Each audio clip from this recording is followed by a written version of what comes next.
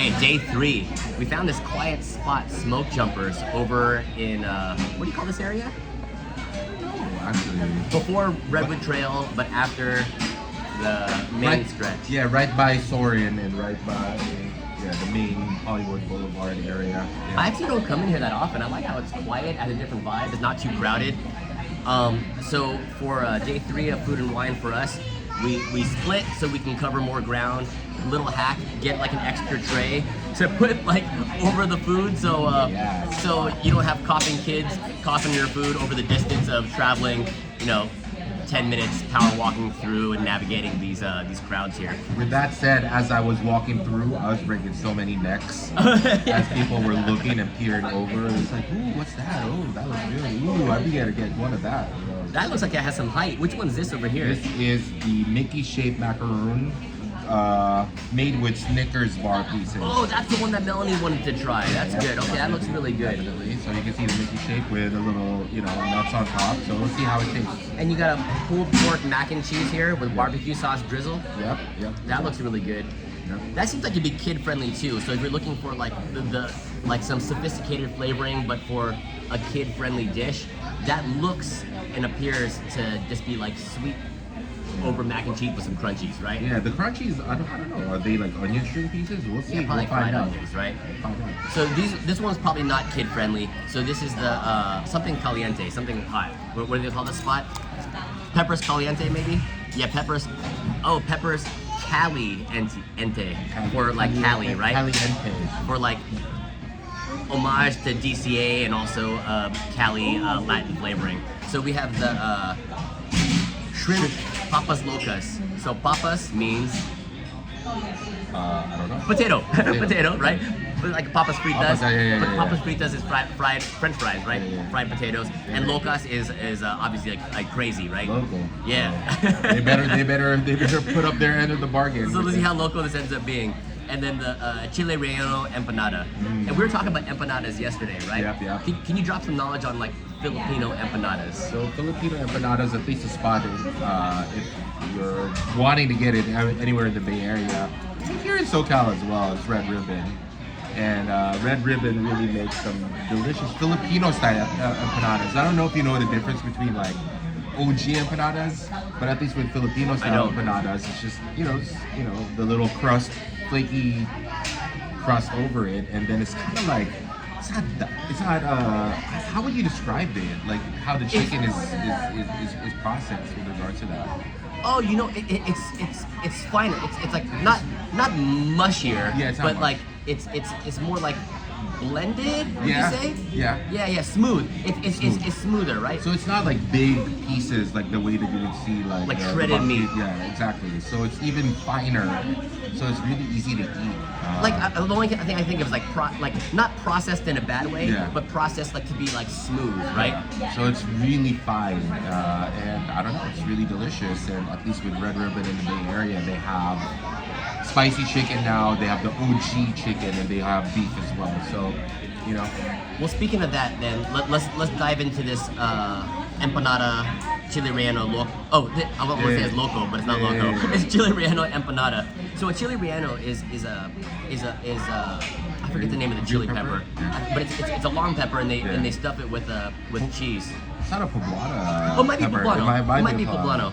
And then so what they do here is that you got your empanada, and then they put like some kind of like habanero or chipotle kind of like drizzle with like I think that's called cojita cheese. Yeah. It looks like Parmesan cheese, but it's not.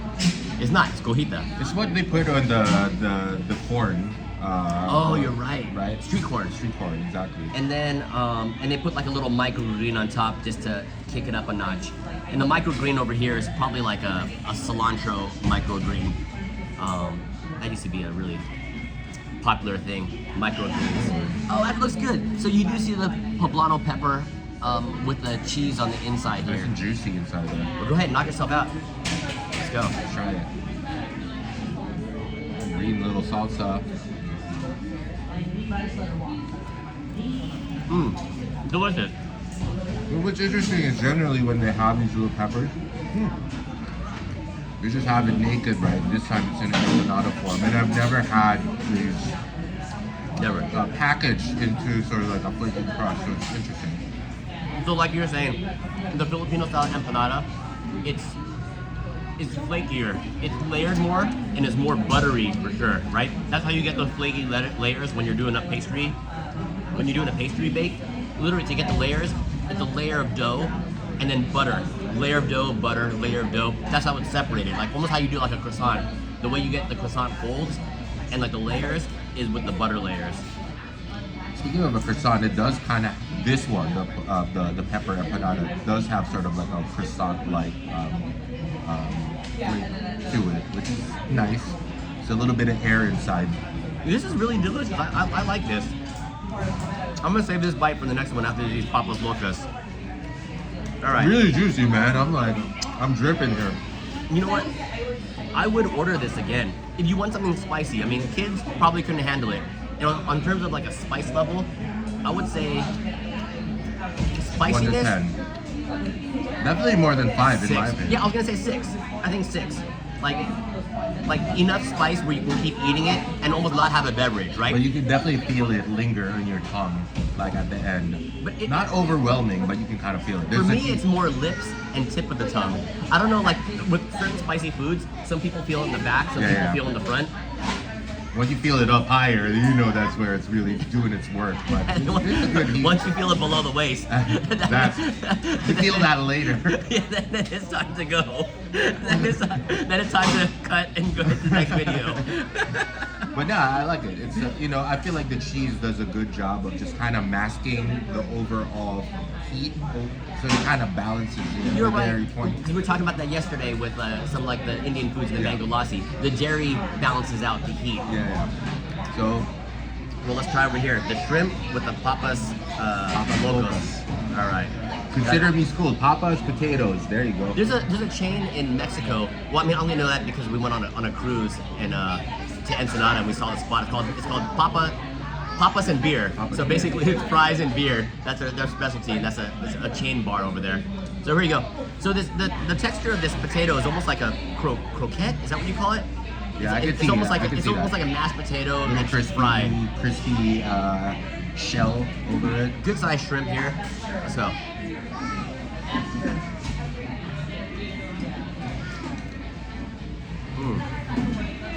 What are the flavors? You know, it's like a mashed potato that's fried on the outside, almost like the size of like a big hash brown patty, right? Almost like when you get at McDonald's, but not McDonald's hash brown patty. So what I taste is obviously the flavor of the shrimp, like the shrimp flavor.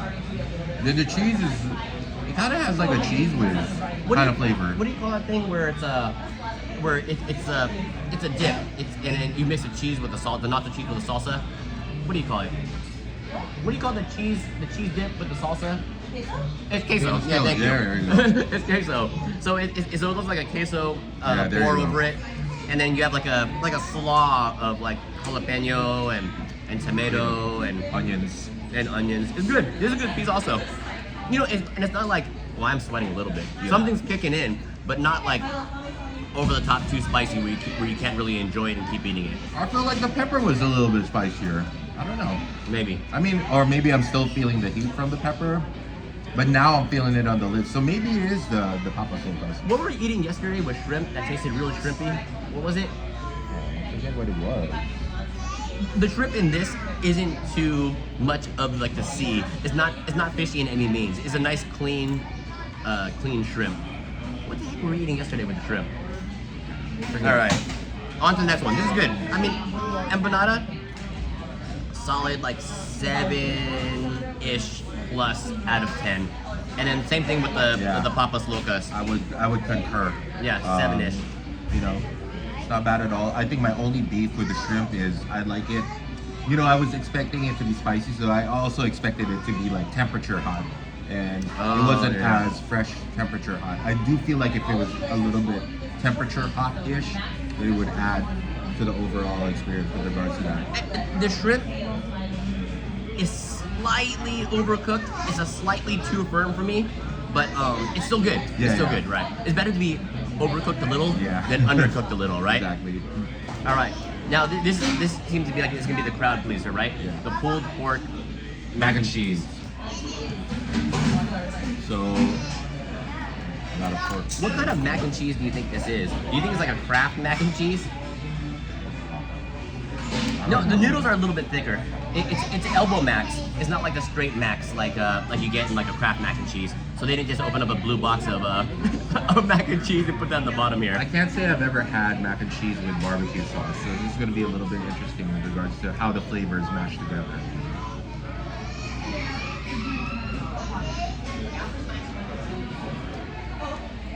You know what? There's absolutely no way you can mess up this dish.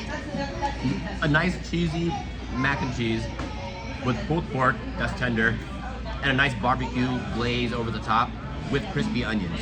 I mean, that's really what it is. You can make this at home. Yeah, you could totally make it so at home with leftovers. You know, you had some leftover pulled pork from any barbecue spot that you have. Whip up your own mac and cheese.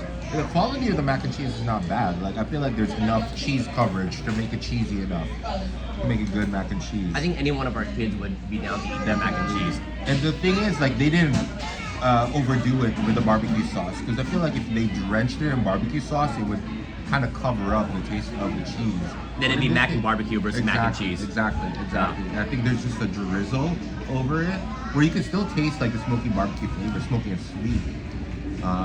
But yeah, I'm not mad. It's pretty, Yeah, this is pretty good. I'm not the biggest mac and cheese fan. But Really? yeah. I like mac and cheese. Your kids both like mac and cheese? Yeah, the younger one likes mac and cheese. Mateo does. Yeah. He's got his days with regards to that. He likes the finer mac and cheese. Now let's end this off with something sweet, all right? Let's finish it off with something sweet. So this is the Mickey-shaped Macaron made with Snickers bar pieces. Oh, Snickers bar pieces. Did they actually use a Snickers logo in it? Because that's a licensing deal then. Yes. They have the Snickers brand with the R. Yeah, that means that. So who do you think pays who? Do you think Snickers pays Disney for the branding to use the Snickers Ooh, that's brand, an or does interesting question. Disney pay Snickers to use real Snickers pieces? I have a feeling that Disney was the one that kind of Reached out to Snickers to use real Snickers. Because why would Snickers try to come up with something off their normal lane to actually use within their Because you brand? know how it's like, it's kind of a pet peeve of mine when you go and get like an M&M topping, but it's not M&Ms. It's just like Okay. it's just a shape without the M logo, so you know it's like not M&Ms. And I think I might need to be fact checked, but Snickers is owned by Mars Corporation, and I think they might own M&Ms also. Yeah, that sounds good. Maybe. So that's true then. So if they have a partnership with like Mars, right, the big Yeah. corporation, like how Coca-Cola is, and Coca-Cola owns like Powerade and Monster and Exactly, Coke and exactly. and Barks. You know, Yeah. they use Barks, not D.A.D.S. Yeah, Right? exactly. A Nestle Tool Halsa. Yeah, so Oh. it's big deals, right? So you're either like a Coke or you're a Pepsi. You're a Mars or you're a Cadbury. Yeah, no. C's. Yeah, C's. There you Exactly go. right. All right. With that said, they're using the Snickers branding, and who doesn't want to partner up with Disney if you are a chocolate manufacturer or a Right. candy manufacturer? Exactly. The more eyes and flavors that people can get exposure to. This cut better than I thought it would. Usually with macaron. Is it macaron or macaroon? Macaron, I don't know, macaron. A macaroon might be those little pieces. Oh but this yeah. Okay. It might be more macaron. With that said, we cut off the ears, so Mickey is earless now. And we can It's- save the big piece for the ladies. And this is the size of like a regular macaron. That's funny. If you really think You're about right. it. You're right. Alright, so This is a real macaron size standard piece. so milk chocolate on top with the nuts, it kind of Yeah. gives you that Snickers vibe. And then I don't know. Let's just try it. Just try it. See. I'm just gonna handle it. It tastes like a Snicker, I'll tell you that. There's that nutty, familiar nutty taste. You know, I love the chewiness of a good macaron. And you know what? I don't know anything about macaron and macaron. But the chewiness is always texturally is always the most important thing to me. Not overly sweet, which I do like and appreciate.